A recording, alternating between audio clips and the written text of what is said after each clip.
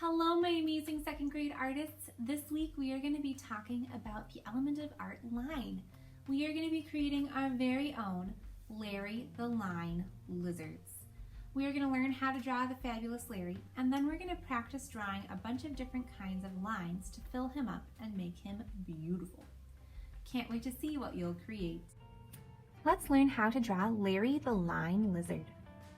Let's start with a curved line that comes around and then curls under.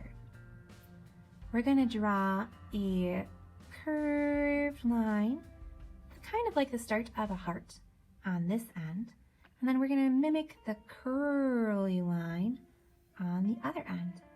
We're going to connect that with a straight line. Now we have the body of Larry the Lizard.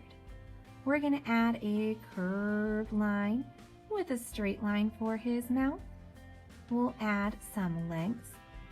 Let's do 2 diagonal lines for his front leg. And then we're going to give him 3 fingers using the letter U. We're going to do a line going backwards, add a diagonal as well, and then we're going to give him a U for his thumb. I'm going to do diagonal lines coming towards his tail. Then I'm going to draw 2 somewhat diagonal, somewhat straight lines down, and I'm going to add in 3 fingers again. Now I'm going to come in with my eraser, and I'm going to erase the areas where I'm overlapping. So I'm overlapping the body here and that leg, so I'm going to erase those spots. Next, I'm going to add in the eye for Larry the Lizard. I'm going to draw a curved rainbow line, and then I'm going to add in a circle on the inside. And later, we're going to shade that in. Next, I'm going to draw a straight line connecting Larry the Lizard's hands to each other and to the edge of the paper. This is the log that Larry the Lizard is sitting on. Now, Larry the Line Lizard is called the Line Lizard because he's covered in lines. Before we do that though, I'm going to trace with marker so that he's a little easier to see. I have my paper that I'm putting underneath so that my marker does not go through to the table.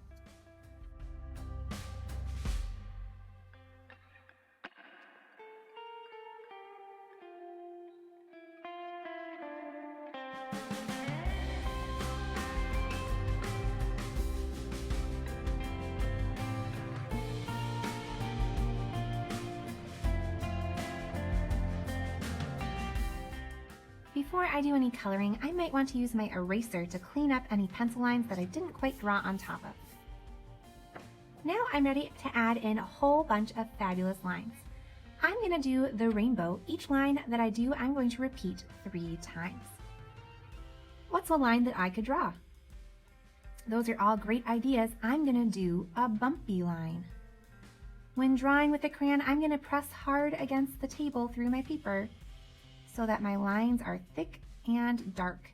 Later, this is going to help me with my watercolors so that they stay in the places where I want them to be. What's another line I could do? I'm going to do a zigzag line. Again, I'm going to repeat it 3 times, and I'm going to make my lines nice and thick and dark so that the crayon wax will resist the watercolor.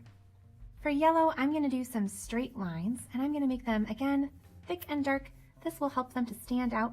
I'm making my yellow lines extra thick because yellow is a color that sometimes doesn't show up as well, so I want to make sure that we can see it. You're going to keep going through the rainbow, picking a different kind of line and repeating it 3 times as you go. Sometimes when people see different kinds of marks, it makes them think about different kinds of textures.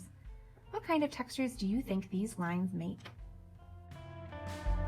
When you're all done drawing your fabulous lizard with crayon, you can think about maybe repeating some lines to represent tree bark if you want.